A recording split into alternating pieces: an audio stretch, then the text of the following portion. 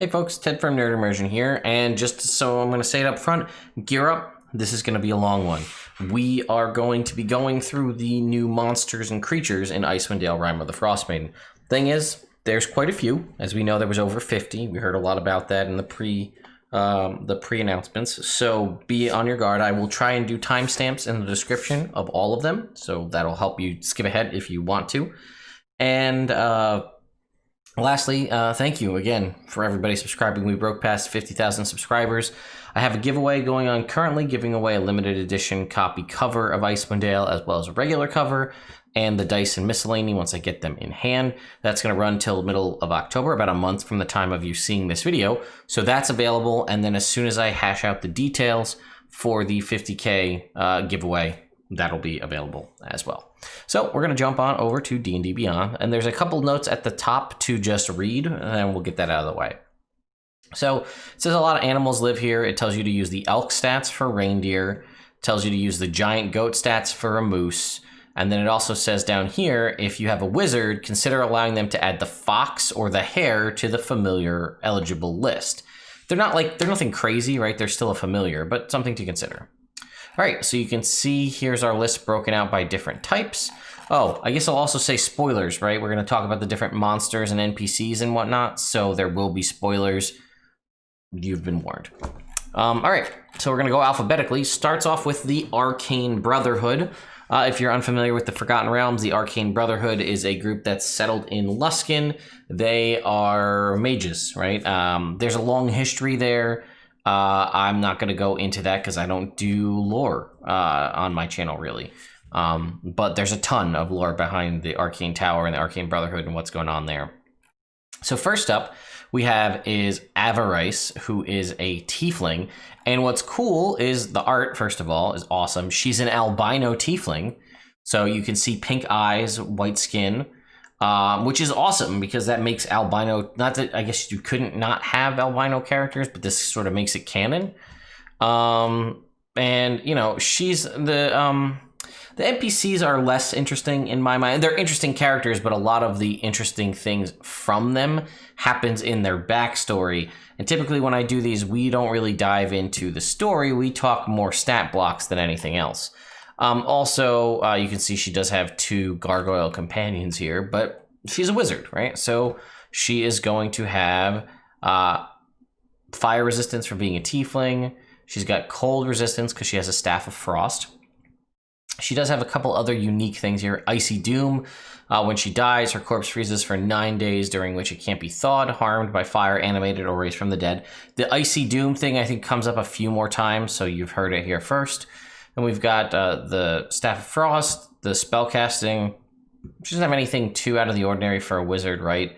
Detect Magic, Flaming Sphere, Scorching Ray, Magic Missile, Bigby's Hand. But she does have a unique reaction in Banishing Rebuke, which recharges on a long rest. When she's damaged by a creature within 60 feet, she can banish that creature to a frigid extra-dimensional prison for a minute, where when they're there, they're incapacitated and take a d10 cold damage at the start of each of their turns. At the end, they can make a charisma saving throw to escape the prison, reappearing in the space they left. So it's basically like a banishment spell, but with damage. And I guess it's supposed to maybe be like Hellish Rebuke, right? But it's Banishing Rebuke. It's kind of cool. We have Dzaan. I think there is a pronunciation guide at the front of the book, but I'm not going to flip back to that. We have yet another. Looks like he is a wizard. Maybe a sorcerer. Oh, looks like a wizard. And you can see he's got a white companion named Crintas. But this is actually his Simulacrum. So Simulacrum only has 1st and 2nd level spells. Nothing too crazy to write home about here, right? He's got Magic Missile, Acid Splash, and Shock and Grasp are listed. Then we have Nass Lantomir. Does have an Arctic Weasel familiar named Zelenor, which is pretty cool. And here you can see them, but this is their ghost. Spoiler, they died. But the familiar is still alive. But it's interesting because it's a ghost, but it does still have some spell slots. And I like that it doesn't have, any 2nd level slots, but it does have 3rd level slots for counterspell. And then it has pretty much all of the ghost abilities, right? Immunity to cold necrotic poison, ghostly resistances. It can fly, or she can fly. Withering Touch, Etherealness, Horrifying Visage. I think Horrifying Visage is actually a Banshee ability. And then we have Possession. So nothing too crazy here. Then Vellynne Harpell. So if you don't know anything about the Harpell family, look them up because they're awesome. Also, again, the art. Like, look at this. Just fantastic art. The Harpells, or Harpells, depending on how you pronounce it. I always go with Harpell because that's what Victor Bavine does in all the Drizzt books. And they make a big presence in a variety of those. They are just a kooky group of wizards that kind of, I don't want to say they run, but they're from the town of Longsaddle. And they're known for their funky experiments. So you can see here, she's got a Snowy Owl Familiar. She has Bracers of Defense and Wand of Magic Missiles. Does not have anything really super unique as far as spells go. She has Vampiric Touch as a spell. Yeah, she's pretty simple as far as her actual stat block. But she is travels with 6 Icewind Kobolds that act as her valets and her guides. And 2 of them were killed, but she animated their corpses. And I just love this art. Okay, then we're going to Auril, the Frostmaiden. We're diving right in because it's alphabetical here. So if you recall, in all the promo material, we knew that there's going to be 3 forms of her, kind of as we go out. So she does have lair actions. And let's see, she knows the location of all creatures on the island and the sea moving ice. On Solstice, that's the name of the frozen island in the middle. She can teleport to any location on that island and communicate with any creatures there. So here we have the 3 forms. We have the first form, a 7-foot tall biped with the head of a snowy owl. This is the front cover of the book. Everyone's familiar with this. Its worshippers refer to it as the Cold Crone. Here it is right here. So this one, let's take a look. So we have vulnerability to radiant damage, which I thought is pretty interesting. Cold poison immunity, charm, exhausted, frightened, etc. Immunities here. True sight, we are, I think, dealing technically with a god, right? Telepathy to 1,000 feet, speaks all languages. Can't be surprised because this is divine being or change into another form, so no polymorph. Divine rejuvenation, which drops to 0 hit points, her body turns to slush and melts away.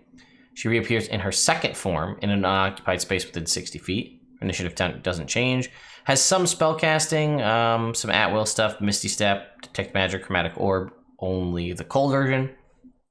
And twice a day, some weather controlling spells. 2 legendary resistances in this form. Magic resistance, so advantage on saving throws. Does not need to eat, drink, or sleep. Has 2 talon attacks, which don't do a ton of damage. D8 and some cold on top of that. Touch of Frost is a spell attack, but still melee. Cold damage, target can't take reactions, then Chromatic Orb. Legendary actions, we have 3 talon attack, 30-foot teleport, and 2 to do Touch of Frost. Then the second form, known as Lady Ice Kiss or the Brittle Maiden, that's kind of the icy form we saw at the beginning. That's this one here. This is the second form, I think. So now we have vulnerability to fire. Pretty much all the same stuff here. Just the legendary resistance. No innate spellcasting in this form.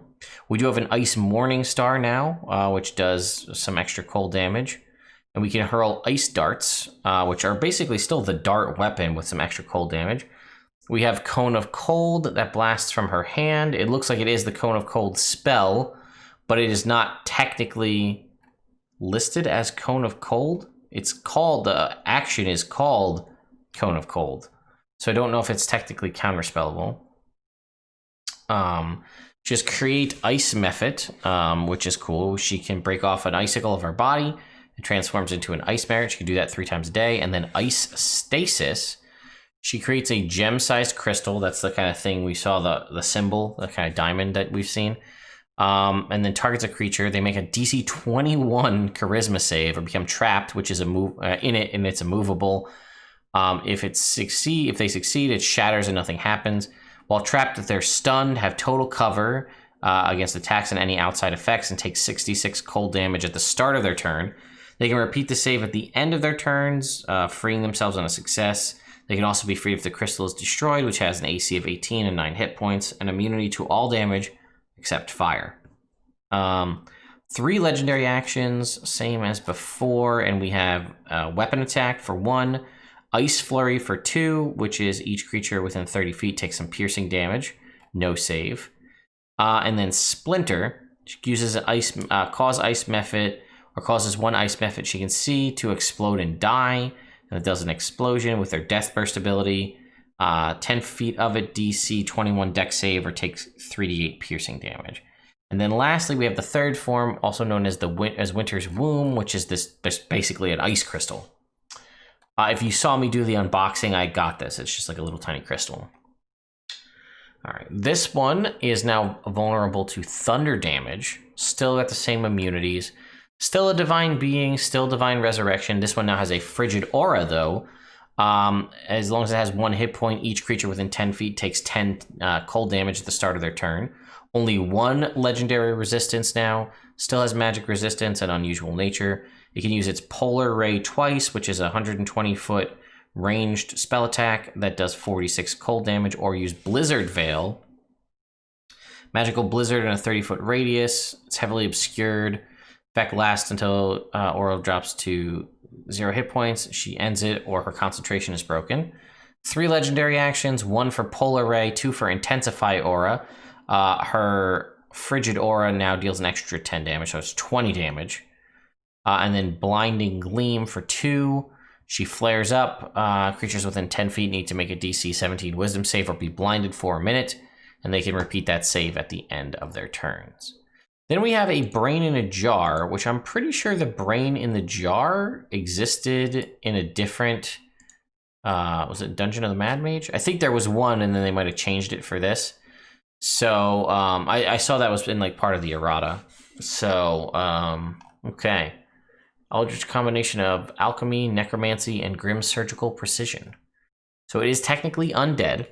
Has undead style resistances and immunities and poison, blind sight, but it can detect sentience. It can sense the presence of any creature within 300 feet with a 3 intelligence or higher, regardless of interposing barriers unless they're using the Mind Blank spell. It has psionic abilities here, chill touch, nothing too crazy here. Magic resistance, unusual nature, chill touch as an action for 3d8 necrotic damage, and then mind blast, kind of like a mind flare would. 60-foot cone, 14 intelligence saving throw, or take psychic damage and be stunned for a minute. There's then the Chardalyn Berserker. They are nomads who wield weapons made of Chardalyn, specifically one suffused with demonic magic. And a Chardalyn Berserker wields 1 or more weapons, done that, and then prolonged contact with the demonic magic imprinted on the Chardalyn has affected them. So this is only a challenge rating 4. We have the Chardalyn Madness here. Roll a d6 at the start of their turns. On a 1, it does nothing except speak to a non-existent evil master. Has the Reckless Attack ability. 3 melee attacks with Chardalyn Flail does a d8 plus 3 bludgeoning, and then the target has to make a save or be poisoned. And then the Javelin is a Javelin, but the same thing, con save or be poisoned. Then we have the Big Mac Daddy here, the Chardalyn Dragon. We've seen this in the mini form. It's a construct fashioned from pieces of Chardalyn. It is a challenge rating 11. Resistance to radiant, bludgeoning, piercing, slashing from non-magic. Immune to cold and poison, and most of the conditions, everything else has been. Immutable form as typical constructs, can't be changed. Magic resistance. Siege monster, so double damage to structures. Unusual nature, which we've already seen. It gains no benefit from finishing a short or long rest. That's new. And then its multi-attack, you can use its malevolent presence, which I'm guessing is very similar to a frightful presence. Makes 3 attacks, 2 claws, and 1 with its tail. It has a 90-foot fly speed. If it's not flying, it can make 1 attack with its wings. Claws do 2d6 plus 7. Tails got reach and 2d10 plus 7. Wings also reach 2d4 plus 7. Then the malevolent presence we were talking about. If you have an intelligence of 4 or higher, and you're within 30 feet, you must make a DC 16 wisdom save or be charmed for a minute as opposed to being frightened. They can repeat the save at the end of their turn. If they are successful, they're immune for 24 hours.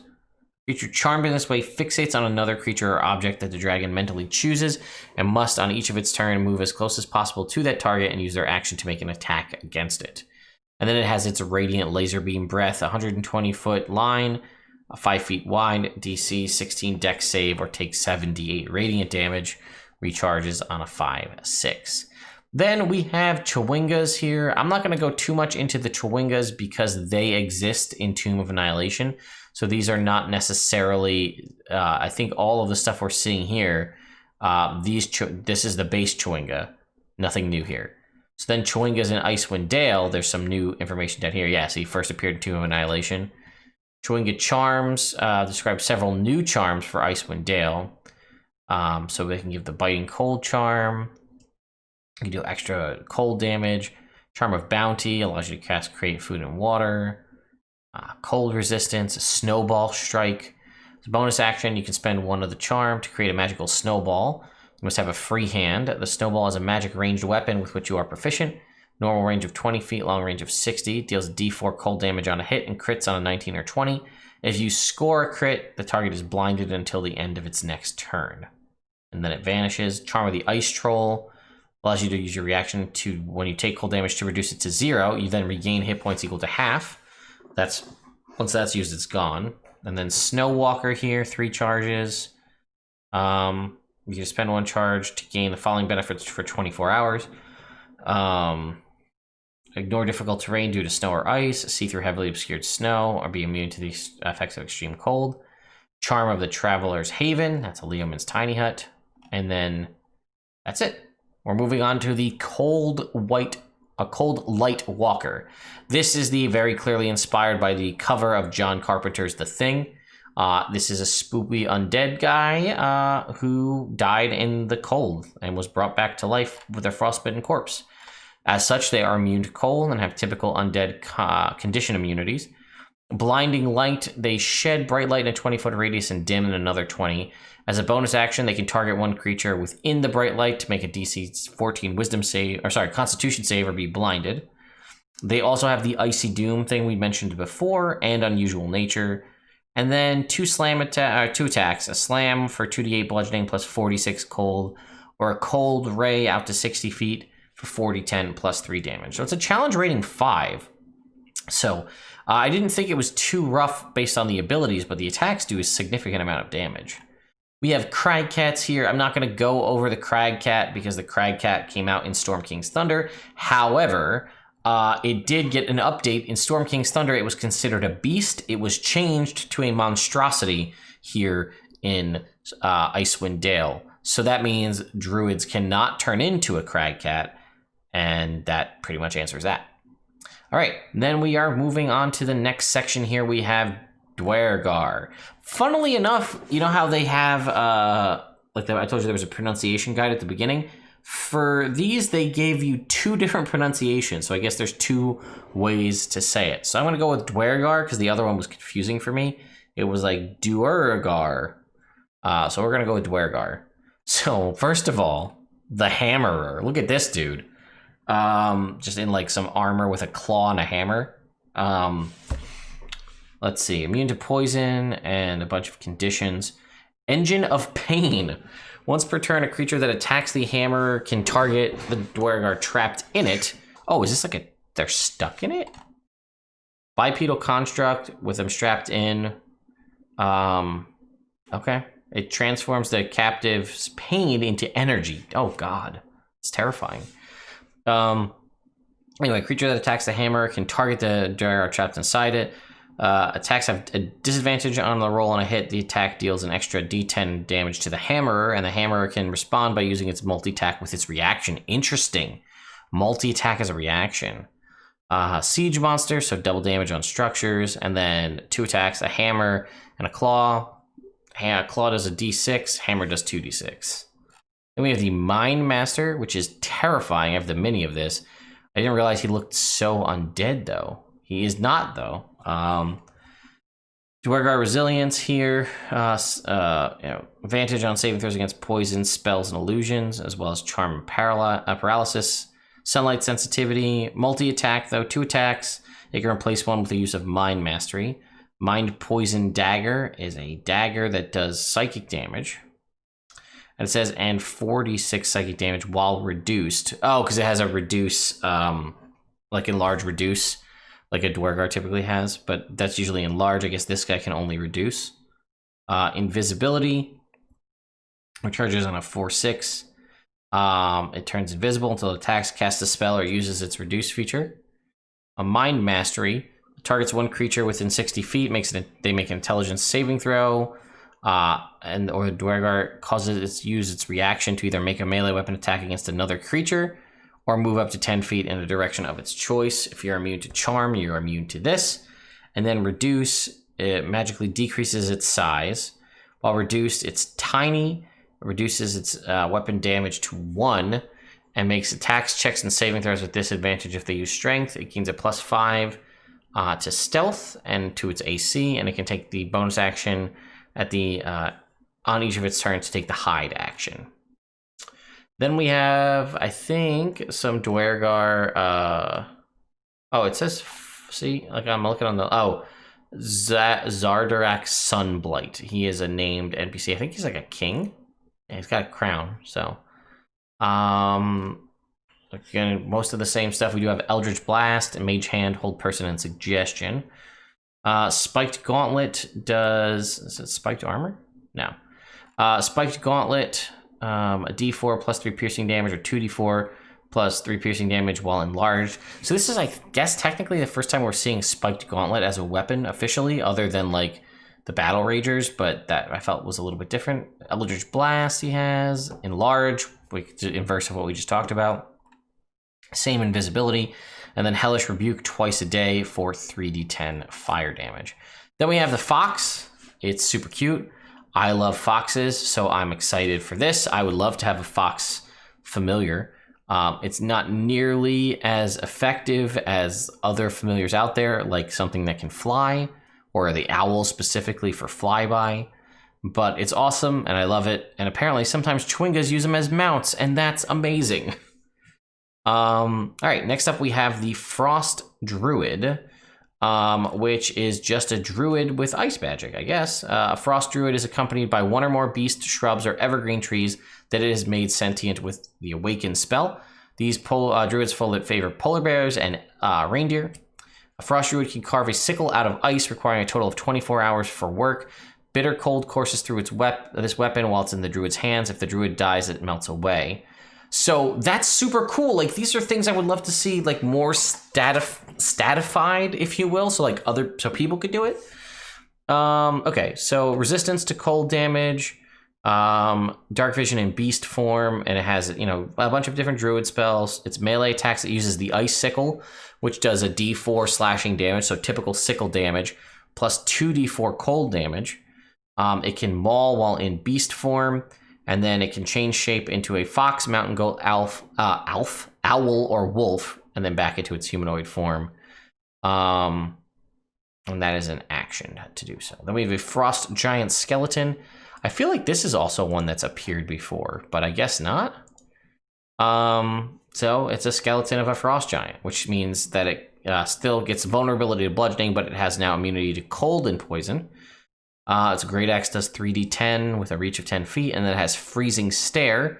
One creature within 60 feet, make a con save or take 10d6 cold damage and be paralyzed until the end of its next turn. Then we have probably one of the coolest characters in this whole thing is a Gnoll Vampire, because there's a specific one with a specific name, and he's awesome. So when a Gnoll's ravenous hunger is so great that it craves flesh and blood even after death, it can rise to as a vampire to continue its feeding frenzy. That lore is fantastic. I love Gnolls. Gnoll lore is great in 5th edition.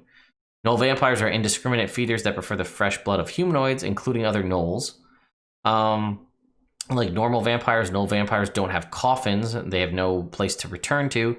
They are undeterred by running water, and they can enter residence without invitation. When a Gnoll vampire needs to travel quickly, it adopts the form of a giant emaciated hyena. When it wants to catch its prey by surprise, it takes the form of a cloud of mist. After it feeds on its victim's blood, its mist form takes a crimson hue for an hour. That's just great, great flavor. And then it's Tekalili, I think.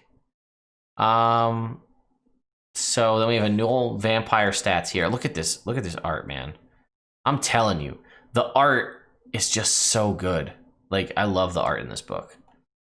So, all right, What do we got? Still got Rampage from the Gnoll. When you reduce a creature to 0 hit points, you can take a bonus action to move up to half your speed and make a bite attack. We've got 10 HP regen if we didn't take radiant damage from holy water, and we're not in sunlight. We can shape change again into what we talked about if we're not in sunlight, a large hyena or a medium cloud of mist. The hyena can't speak, has a speed of 50 feet. Its statistics other than size and speed are unchanged. While in mist form, it can't take any actions, speak, or manipulate objects. It's weightless, has a flying speed of 20 feet, and can hover. It can enter a hostile creature space and stop there. If air can pass through the space, the mist can go through it. It has advantage on strength, dex, and con saves, and is immune to all non-magical damage, except the damage it takes from sunlight. Doesn't need air, and it has the following weaknesses. Enraged by Celestial. If it hears the words of Celestial spoken in the language, it must try to attack the source of those spoken words on its next turn. If these words come from multiple sources, it is restrained, because it's basically decision paralysis. Repulsed by Perfume. It has disadvantage on melee attacks against any creature wearing perfume or carrying an open container of it.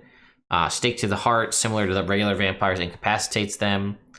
And then sunlight hypersensitivity, takes 20 damage in the presence of sunlight. And its actions are a 1 bite, 1 claw. The bite, piercing and necrotic damage. Its hit point maximum is reduced by an amount equal to the necrotic damage taken.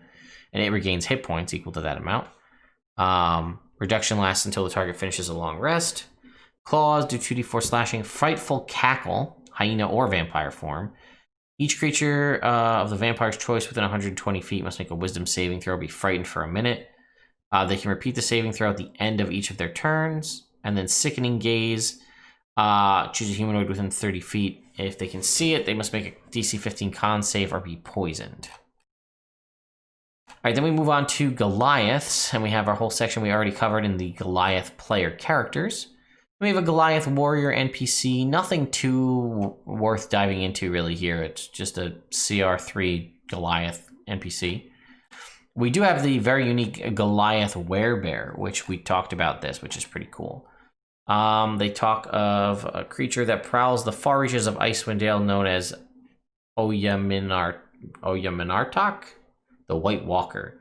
She can take the form of a polar bear or hulking bipedal shape obscured by wind and blowing snow. So I guess she was a lycanthrope, a werebear, and she has apparently spread that curse or blessing, because if you're a werebear, you're good. Has all of the same things. Is vulnerable to fire, though, which is an interesting thing. Powerful build, mountain-born, shape changer. Got a bite attack that can transmit werebear lycanthropy.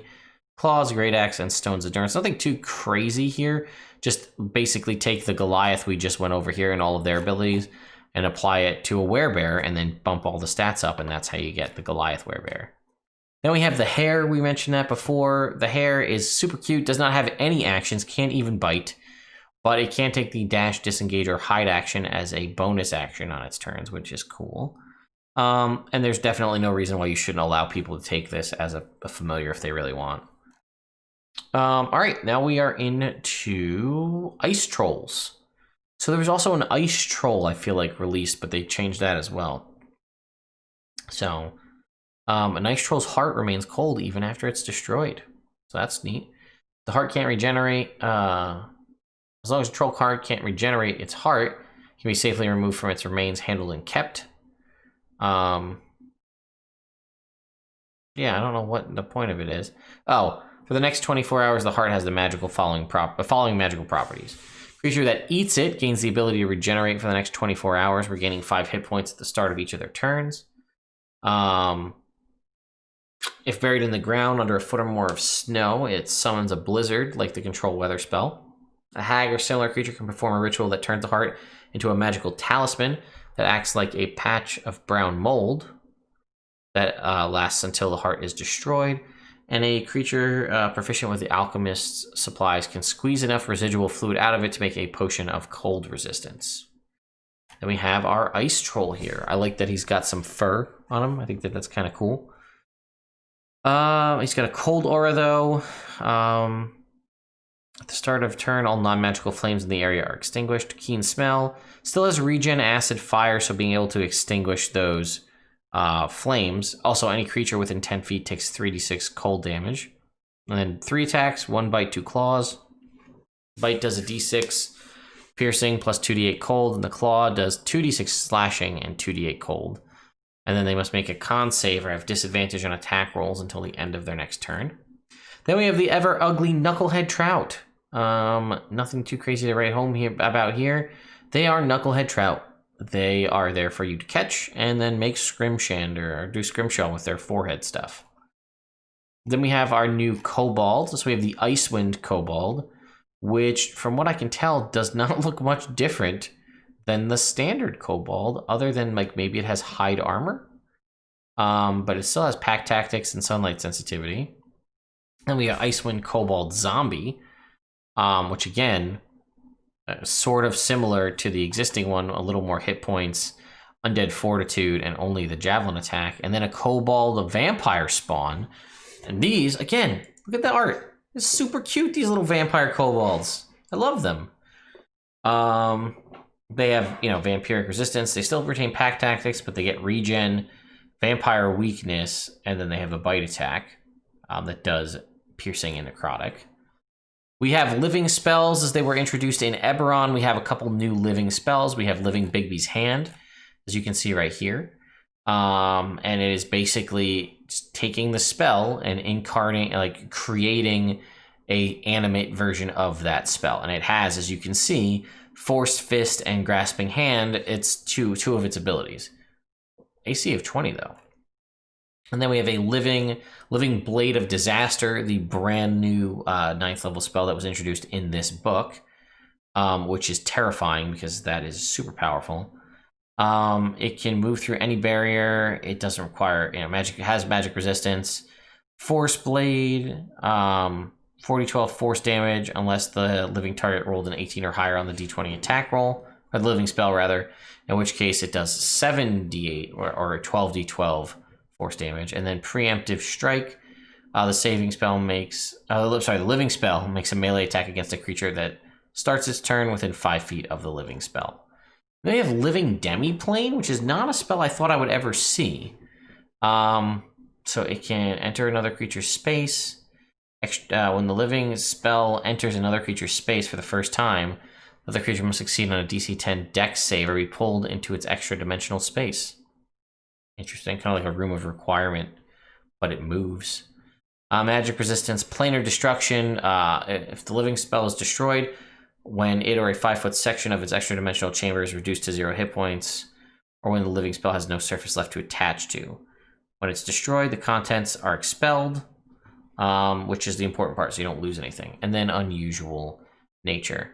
Next up, we're going to move into these Magen, however you want to pronounce it. These are the things that I mentioned in the spell before. Create Magen or Magen. And this is going to give us the 3 different varieties that we have here. The Demos, the Galvan, and the Hypnos. So they are challenge ratings 1, 2, and 3. So that's the highest you could get with the creation spell.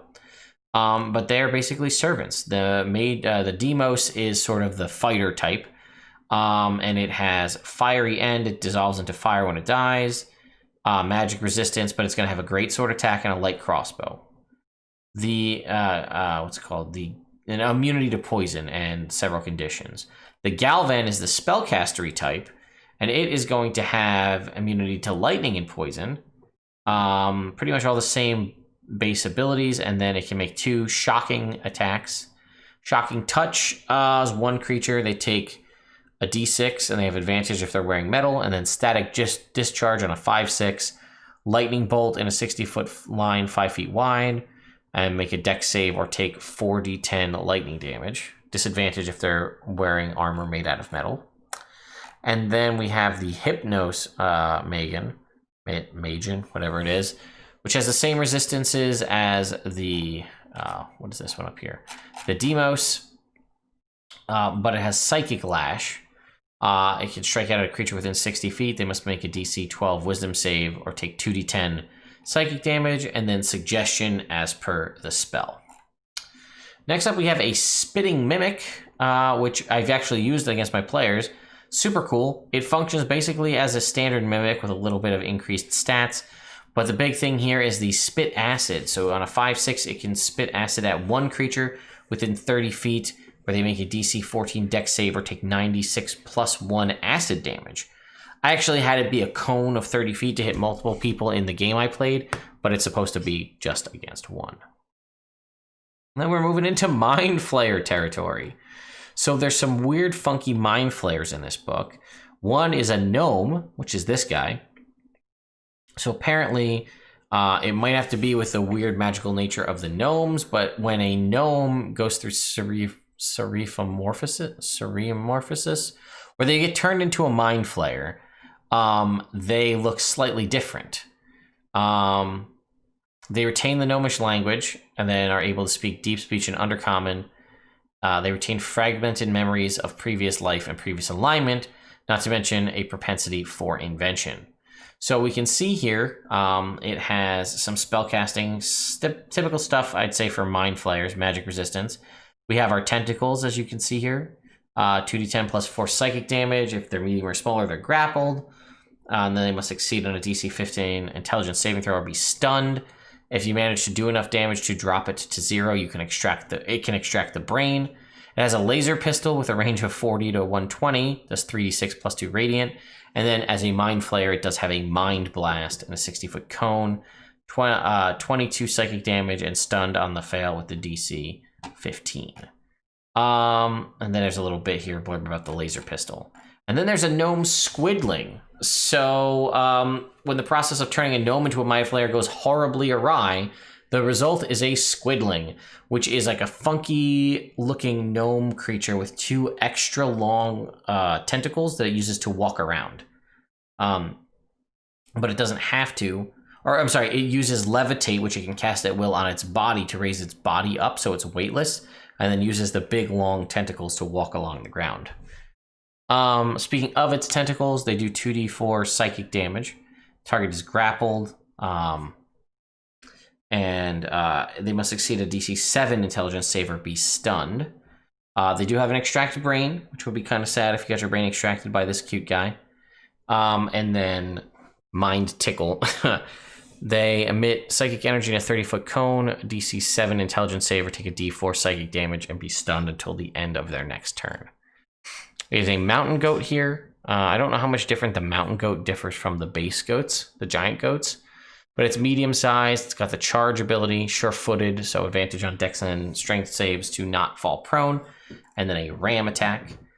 All right, now we're into the R's already. We're into the Reghed Nomads, which you can see them here. Here are some examples.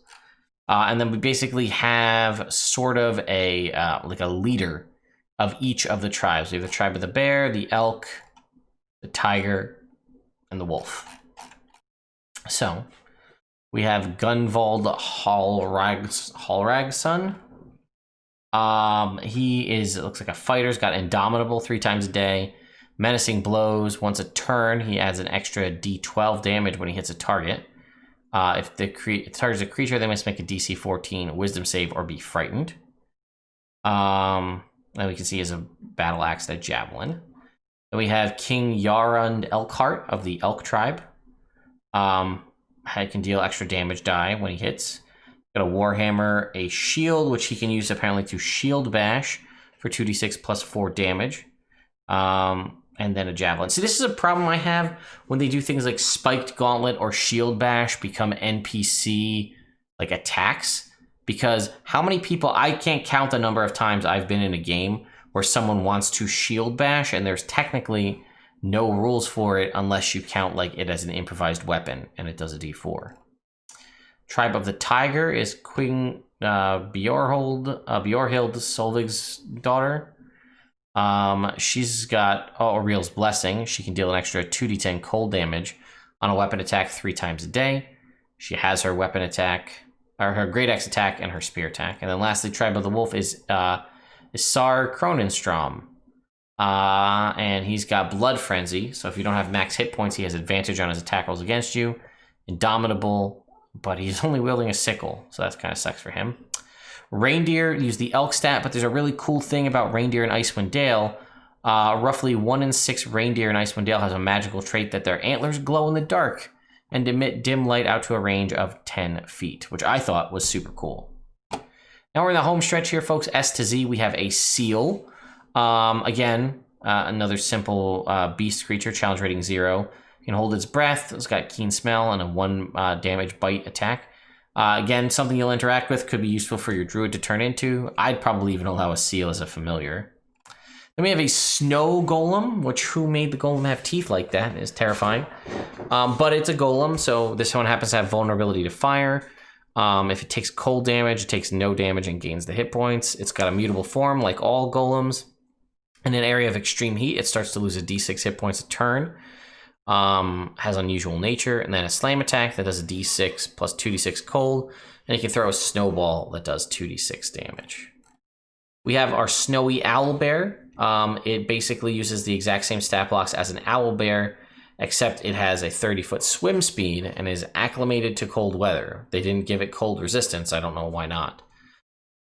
All right, we have a sperm whale here, challenge rating 8. This is what Moby Dick is, if you're familiar with the white whale, which we can kind of see here. Can hold his breath for 90 minutes. Has advantage on perception checks that rely on hearing. Blind sight out to 120 feet. Has a bite attack for 3d8 plus 8 piercing. If they're large or smaller, they must make a dex save or be swallowed. They take acid damage at the start of their turns. If the whale takes 30 damage from the inside, it will make a con save or spit them up. And then a tail attack that does, that's got 15-foot reach, 3d6 plus 8 bludgeoning damage, or 66 plus 16 bludgeoning damage if it's a object, because it's, I guess, siege abilities. Also, I'm pretty sure biologically, sperm whales can use their echolocation offensively to stun giant squid. And if they're able to do that, I feel like that should be replicated in their stat block, because that's pretty cool. All right, then we have the Tomb Tapper, which is terrifying. It's a weird headless monster with a stomach mouth. And it is challenge rating 10. It is a construct. I thought it would have been an undead or a fiend, but it's a construct, actually. So someone made this. It reduces 0 hit points, becomes a lifeless stone statue. Oh, resistant to lightning, immune to cold fire, charmed and frightened. Blind sight out to 240 feet, which is a nutty number. It can sense magic within 30 feet of it and use an action to pinpoint the location of any creature, object, or area that bears magic. This sense penetrates barriers but is blocked by lead. It can burrow through solid rock at half its burrowing speed and leaves a 10-foot wide, 20-foot high tunnel. It doesn't need air or sleep. A multi-attack.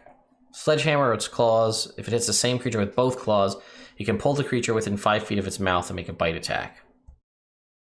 The bite attack does 3d10 plus 6 slashing. The claws do 3d6 plus 6 with a 10-foot reach. And the sledgehammer's got a 10-foot reach or range. I guess it can be thrown as well. 66 plus 6 bludgeoning or force damage. It gets to choose. If thrown, it returns at the end of the turn, landing at its feet if it doesn't have a hand free. We have a Verbeeg, which is pretty exciting to see for someone who's read all the Drizzt novels. These are a type of giant. I guess they say here they resemble oversized humans with gangly and elongated limbs. One of the first big missions Drizzt and Wolfgar went on was a Verbeeg kind of slaying mission. So they are considered to be giants, even though they are large size. The Long Strider version seems to be kind of ranger-ish, has Animal Messenger, Fog Cloud, Pass Without Trace, and so on. It deals 1 extra damage die when it hits with a weapon attack, a simple weapon. So its spear does 3d6 plus 4 piercing, or 3d8 if you will it two-handed, and it has a sling that does 3d4 bludgeoning, and they need to make a con save or be stunned.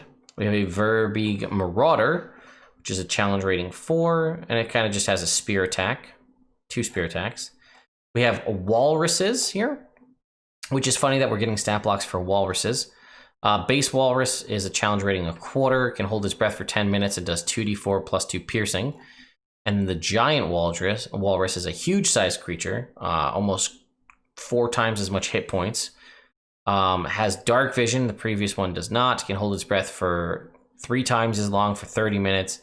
Can make 1 body flop and 1 tusk. The body flop, I guess, is just like a body, like where they just flop on top of something. 2d8 plus 6 bludgeoning, and its tusks 3d6 plus 6 piercing. Fun fact, I know one of the folks from the Adventure League is, the Adventurers League has a Extra Life page up where you can donate to Extra Life and get goodies, and one of them is either a giant walrus or a walrus certificate to have that be your familiar as a wizard, which means your familiar could be the thing that carries you around with its 20-foot walk speed and its 40-foot swim speed. And lastly, we have the Yeti. We know we have Yeti and Abominable Yeti in the monster manual. This gives us the ever adorable Yeti Tyke right here. Yeti Tyke is between 1 and 7 years old. We can see down here is challenge rating 1/8, immune to cold damage, keen sense of smell, advantage on dex saves in the snow, and then has a claw attack that does a d4 slashing plus a d4 cold damage. So that was a very quick run through, probably the quickest I've ever done of a new book's monsters, where I didn't have to break it up into like 6 parts. And I'm impressed because I usually get I usually get burnt out doing the monster video, so usually I have to stop and walk away. But hey, we did that all in one take. So good job, Ted. Anyway, folks, let me know what your favorite monster is, or your new creature contained within Icewind Dale, Rime of the Frostmaiden. I think the Gnoll Vampire has a soft spot. I have a soft spot for that. I like the concept of the glowing antler reindeer, because that's like such a simple, stupid thing that could be super memorable for the party. And definitely that kind of concept of things is something I think you should incorporate into your own homebrew campaigns. More living spells are great. I love the concept of living spells. And then, yeah, I think that's probably the fox. I love the fox. So let me know your favorite in the comments down below. Also, when I'm curious, what did you think we were going to get in here? Like, what kind of creatures or things did you think we were going to get and we didn't? I personally thought we were going to get an official stat block for Driz Do'Urden in this book, and we didn't. At least as far as I know, unless it's contained in the book. And if that's the case, I hate that. I hate when they put an appendices for new creatures and then they put creature stat blocks in the adventure and you have to go search for them. I don't like that. So anyway, thank you all so much for watching. Thanks to my patrons over on Patreon for continuing to support me and the channel. And I will see you all next time.